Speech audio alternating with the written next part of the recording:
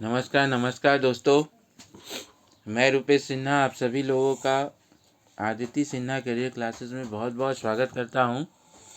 दोस्तों, आज हम लोग बात करेंगे सामान्य विज्ञान के कुछ प्रश्नों का। बात करेंगे जो कि आपका जेएसएससी सीजीएल के लिए बहुत ही इम्पोर्टेंट होगा।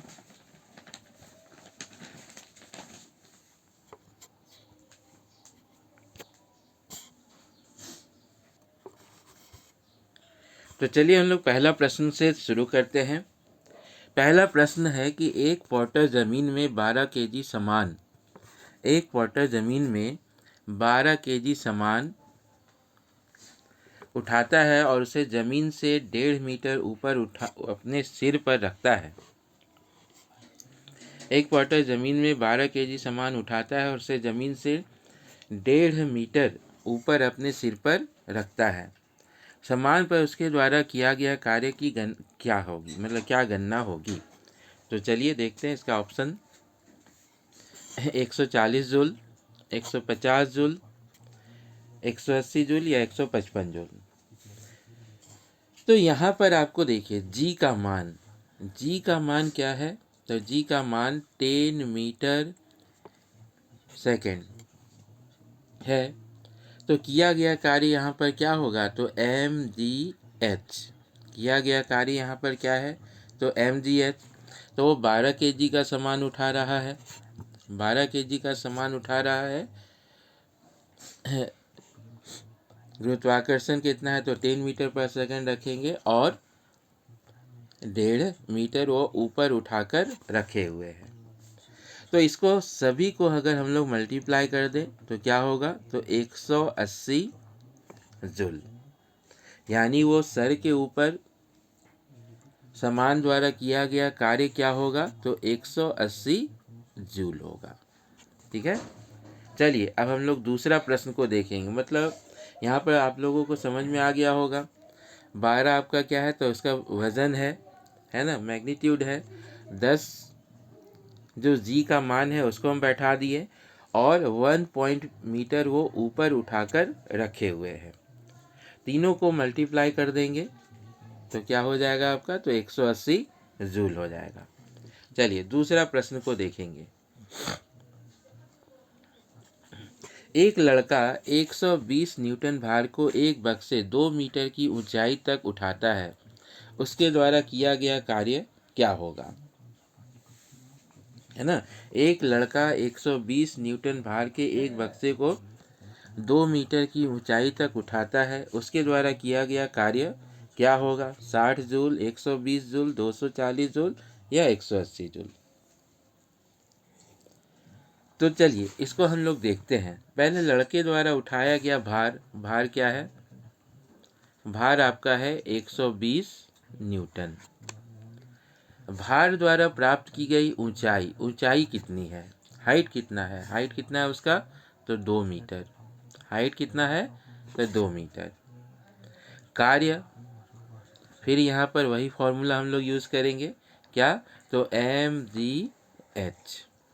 यहाँ पर देखिए न्यूटन दे दिया है, न्यूटन भार दिया हुआ है ना, न्यूटन भार दिया हुआ है, इसीलिए यहाँ पर जी का मान इसी में अटैच है। तो इसका देखिए कार्य क्या होगा, तो 120 को हम लोग 2 से मल्टीप्लाई कर देंगे तो कितना हो जाएगा, तो 240 जूल। उसके द्वारा जो कार्य किया जा रहा है वह आपका कितना हो रहा है, तो 240 जूल। समझ में आ गया होगा। इस तरह का प्रश्न अगर आता है तो आप लोगों का छूटना नहीं चाहिए, है ना। मैं रुपेश सिन्हा। चलिए तीसरा प्रश्न को हम लोग देखेंगे।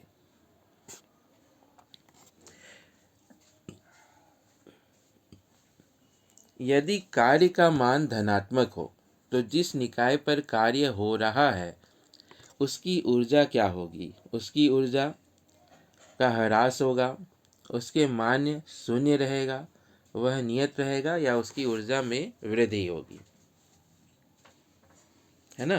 तो देखिए कि कार्य का मान अगर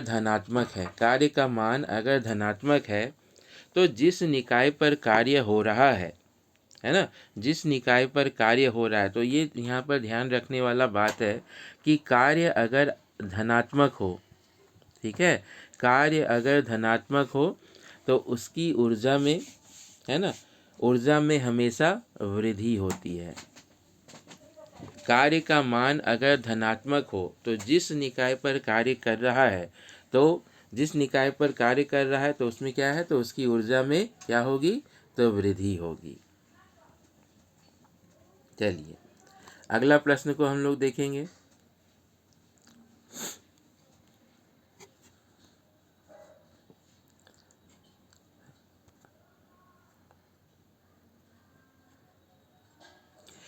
बल द्वारा किया गया कार्य धनात्मक होता है। बल द्वारा किया गया कार्य धनात्मक होता है तो उसमें क्या होगा, जब विस्थापन बल की दिशा में होता है, डिस्प्लेसमेंट बल की दिशा मतलब फोर्स की दिशा में होता है या परपेंडिकुलर होता है, आरोपित बल से कोई विस्थापित नहीं होता है, या विस्थापन बल विपरीत दिशा में होता है।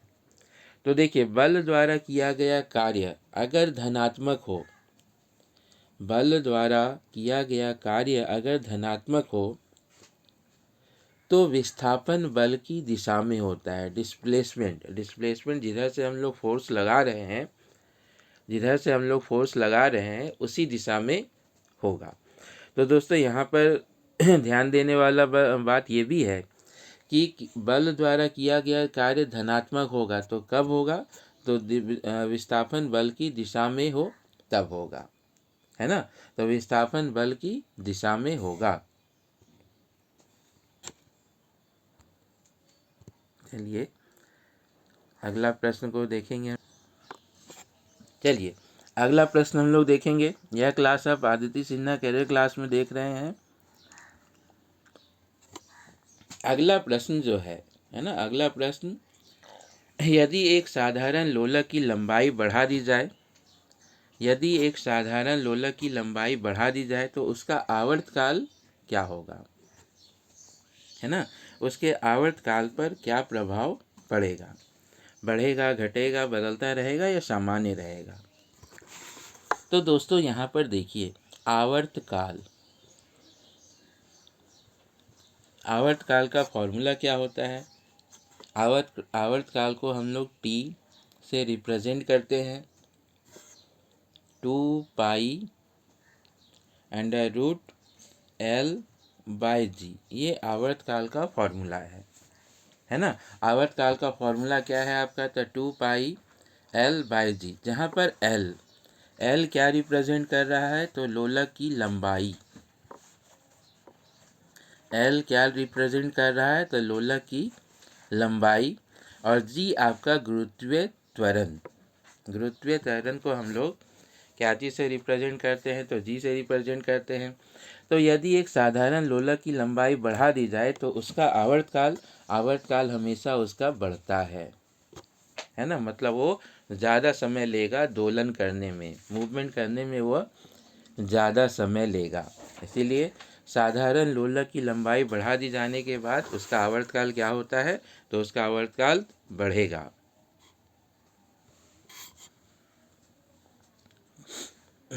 चलिए अगला प्रश्न हम लोग देखेंगे। किसी दोलक द्वारा एक आयाम पूरा करने में लिया गया समय को क्या कहते हैं। किसी दोलक द्वारा एक आयाम, एक फ्रीक्वेंसी पूरा करने में लिया गया जो समय होता है, पूरा करने में लिया गया जो समय होता है उसको हम लोग क्या कहते हैं, तो आवर्त कहते हैं, है ना। किसी दोलक के द्वारा एक आयाम पूरा करने में लिया गया समय आपका क्या कहलाता है, तो आवर्त कहलाता है।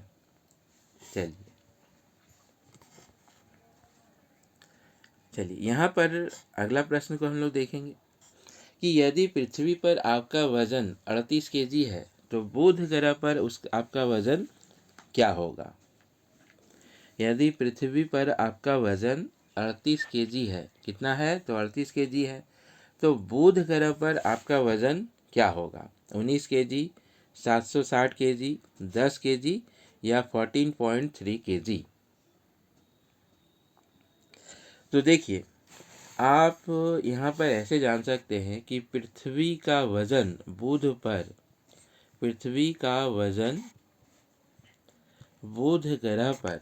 ग्रह पर आपका कितना होता है, तो उस वजन का 38%।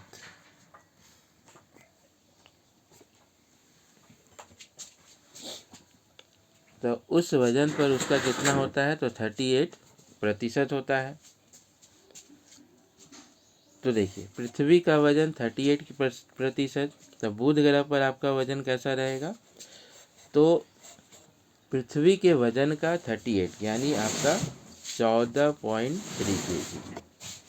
38 केजी का 38% अगर हम लोग निकालते हैं तो कितना होगा, 14.3 केजी।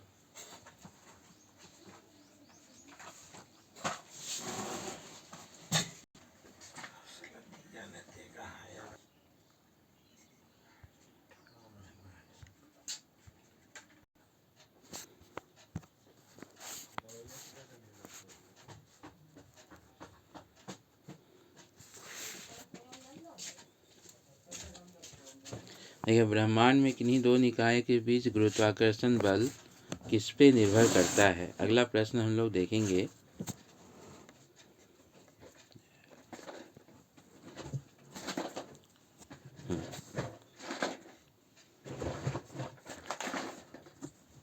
ब्रह्मांड में किन्हीं दो निकाय के बीच गुरुत्वाकर्षण बल जो होता है वह किस पर निर्भर करता है, उनके बीच की दूरी पर, द्रव्यमान का गुणनफल पर या गुरुत्व स्थिरांक पर।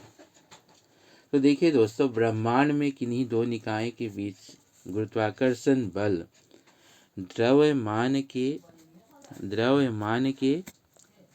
योग पर निर्भर करता है। द्रव्यमान के योग पर निर्भर करता है। गुरुत्वाकर्षण बल किसी दो पिंडों के बीच की दूरी का क्या है, किसको कहते हैं हम लोग गुरुत्वाकर्षण बल। तो गुरुत्वाकर्षण बल किसी दो पिंड मतलब दो वस्तु के बीच की दूरी का आकर्षण बल है। दो वस्तु के बीच की दूरी का क्या है, तो वह आकर्षण बल है। इसीलिए इसको द्रव्यमानों का योग, ब्रह्मांड के किन्हीं दो निकाय के बीच गुरुत्वाकर्षण बल किस पर निर्भर करता है कि इसकी दूरी कितनी है, दोनों की दूरी कितनी है। अगला प्रश्न देखेंगे हम लोग। सार्वत्रिक गुरुत्वाकर्षण नियतांक G। सार्वत्रिक गुरुत्वाकर्षण नियतांक G की खोज किसने की थी, लेवोजियर, न्यूटन, कैवेंडिश या जॉन डाल्टन।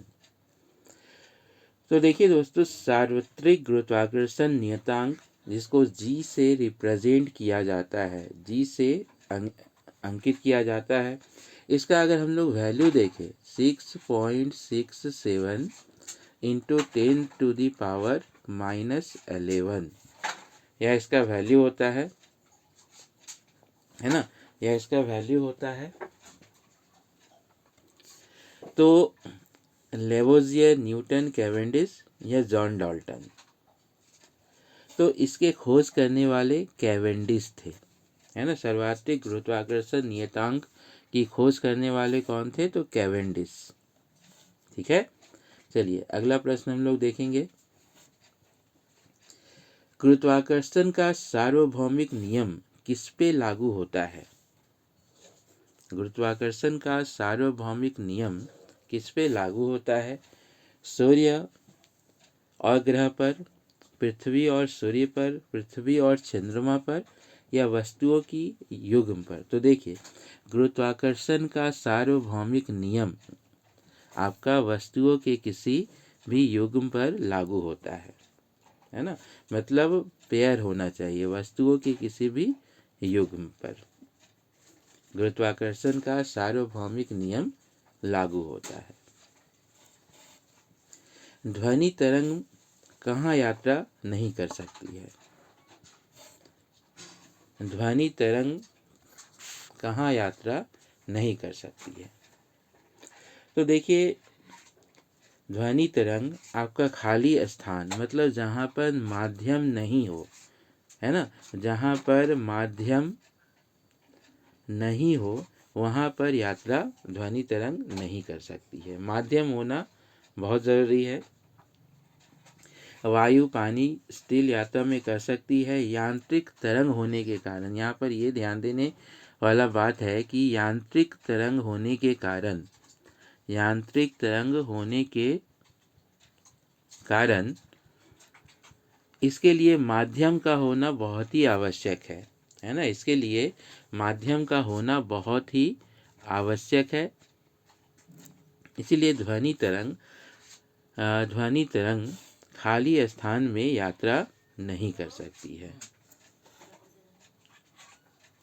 अगला प्रश्न हम लोग देखेंगे कि ध्वनि का तरंग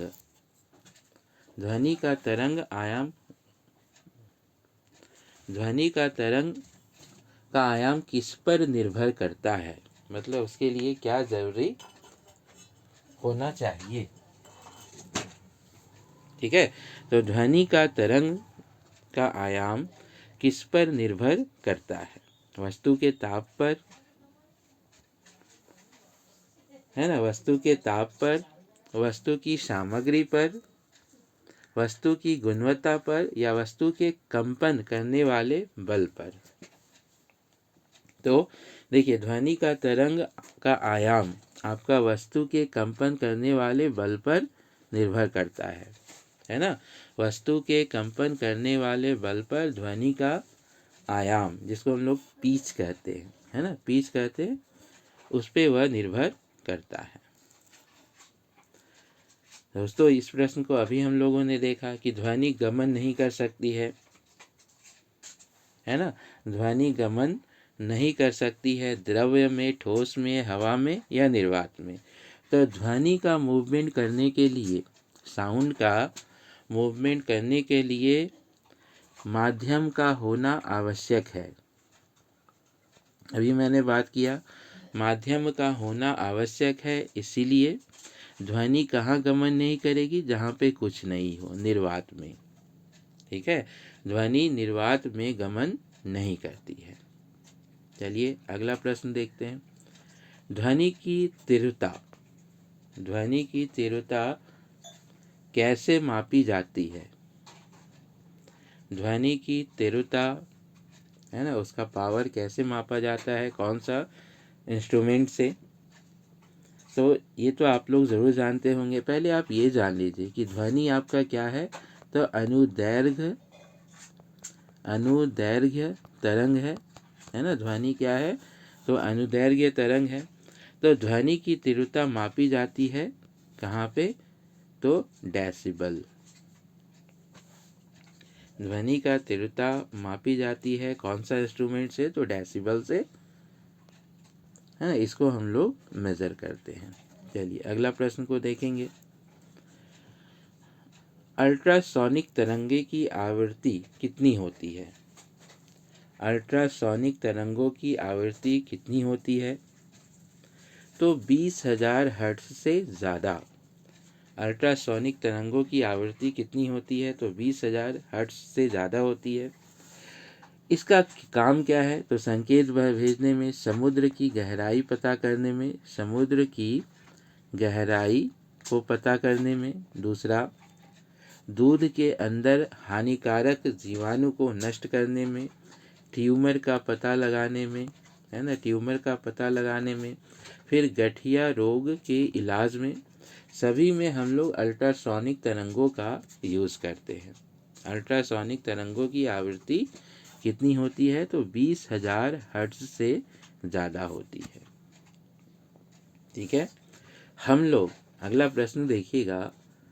मानव कान की सामान्य श्रव्य सीमा, है ना, श्रव्य सीमा कितनी होती? कितना हम लोग सुन सकते हैं, है ना, कितना सुन सकते हैं? तो 20 हर्ट्ज से 20,000 किलो हर्ट्ज तक मानव कान की सामान्य सीमा होती है ना। कितना होता है? तो 20 हर्ट्ज से 20,000 हर्ट्ज तक। ठीक है। अगला प्रश्न देखिए, सोनार। समुद्र की गहराई का पता लगाने के लिए, समुद्र की गहराई का पता लगाने के लिए हम लोग सोनार का यूज़ करते हैं, सोनार इंस्ट्रूमेंट का यूज़ करते हैं। ये है क्या, है ना? तो sound navigated at racing, sound navigated at racing समुद्र, ये सोनार का आपका फुल फॉर्म है। मतलब समुद्र की गहराई हम लोग कौन सा इंस्ट्रूमेंट से पता करते हैं? तो सोनार इंस्ट्रूमेंट से। अगला प्रश्न हम लोग देख रहे हैं, टिंडल प्रभाव प्रकाश से संबंधित है। टिंडल प्रभाव प्रकाश से संबंधित है, परिवर्तन से, प्रकीर्णन से, परिक्षेपण से या अपवर्तन से। तो देखिए, टिंडल प्रभाव प्रकाश आपका प्रकीर्णन मतलब स्कैटरिंग से संबंधित है, स्कैटरिंग से संबंधित है। ठीक है। टिंडल प्रभाव प्रकाश से किससे संबंधित है? तो प्रकीर्णन से संबंधित है, स्कैटरिंग से संबंधित है। नीला रंग में देखिए, प्रकीर्णन आपका सबसे ज़्यादा कहाँ होता है, कौन सा रंग में? तो ब्लू कलर में, है ना, नीला रंग में। ठीक है।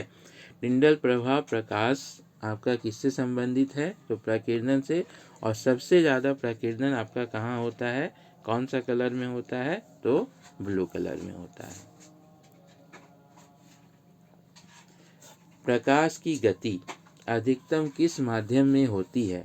प्रकाश की गति अधिकतम किस माध्यम में होती है? हवा में, निर्वात में, पानी में या कांच में? तो देखिए, साउंड आपका कहाँ गमन नहीं कर सकता, किस माध्यम में नहीं जा सकता? तो निर्वात में। लेकिन प्रकाश की गति अधिकतम सबसे ज़्यादा आपका कहाँ होगा?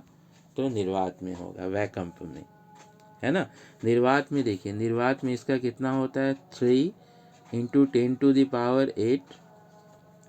पानी का बात करें तो 2.5 10⁸ रेंज होता है इसका। कांच में, है ना, कांच में तो 2 × 10⁸ रेंज होता है। सबसे ज़्यादा आपका कहाँ होता है? तो निर्वात में। प्रकाश की गति अधिकतम किस माध्यम में होती है? तो निर्वात के माध्यम में।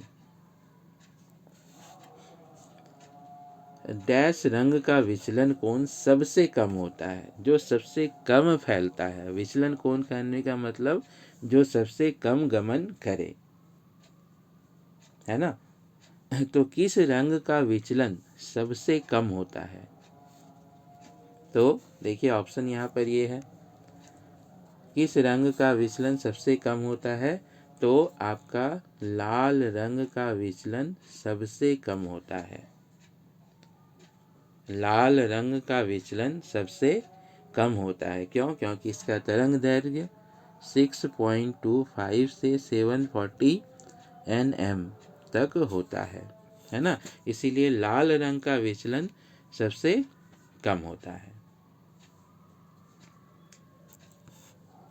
चलिए दोस्तों, यहाँ पर हम लोगों ने 20 प्रश्नों को, है ना, 20 प्रश्नों को जाना, और हर दिन आप साइंस से जुड़े हुए 20 प्रश्न को देखेंगे, और यह बहुत ही इम्पोर्टेंट हर एग्ज़ाम के लिए होगा। तो इसीलिए हमारे चैनल को लाइक कीजिए, सब्सक्राइब कीजिए, शेयर कीजिए, सभी को इन्फॉर्म कीजिए, और किसी तरह का सुझाव है तो आप लोग ज़रूर अपना सुझाव को रखें। ठीक है। चलिए, इन्हीं बातों के साथ मैं यह वीडियो को यहीं पर ख़त्म करता हूँ। मिलते हैं हम लोग अगले